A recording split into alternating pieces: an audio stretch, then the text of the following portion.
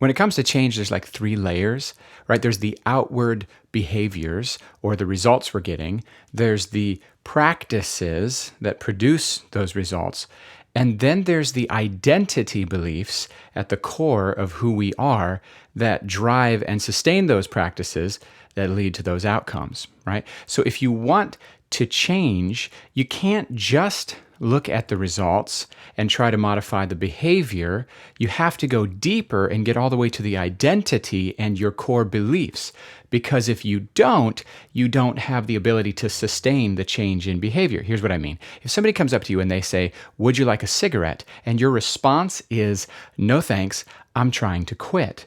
What that shows me is that it's going to be a short-term behavioral change that costs a lot of effort and willpower and struggle.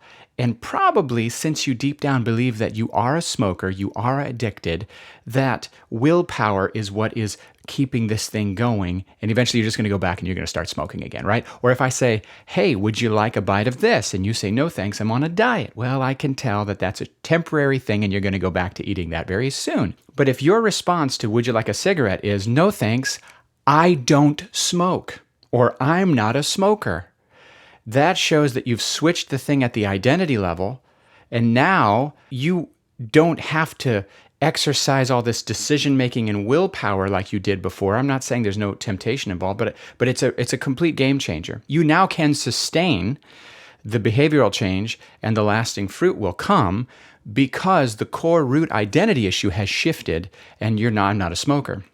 So the other day I was taking a walk, and God and I were talking, and he said, "Stop saying you're not good at receiving my love. Stop saying that you're not good at receiving my love." And I said, "Well, what should I say?" And he said, "Say instead, I didn't used to be good at receiving God's love, but I am beginning to be very good at receiving God's love."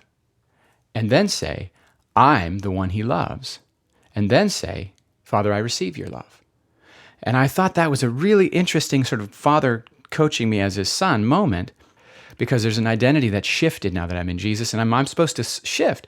Isn't it fascinating that the things Jesus teaches you, if you go looking for the psychological proof that he's right? I had counseling with this lady, and she said, "Oh, what you're doing is called cognitive behavioral therapy, and here's a huge book by a Russian scholar that confirms all these things that we're talking about." And I said, "Well, that's interesting. To me, it's just truth makes free. What's truth? Jesus' voice is what's truth. Jesus' perspective is what's truth. Thinking what God is thinking, right? It's like, got to go all the way to the root and let Jesus change our identity and how we think about who we have become now that we're in Christ. Identity, behavior, fruit. All right, that's enough.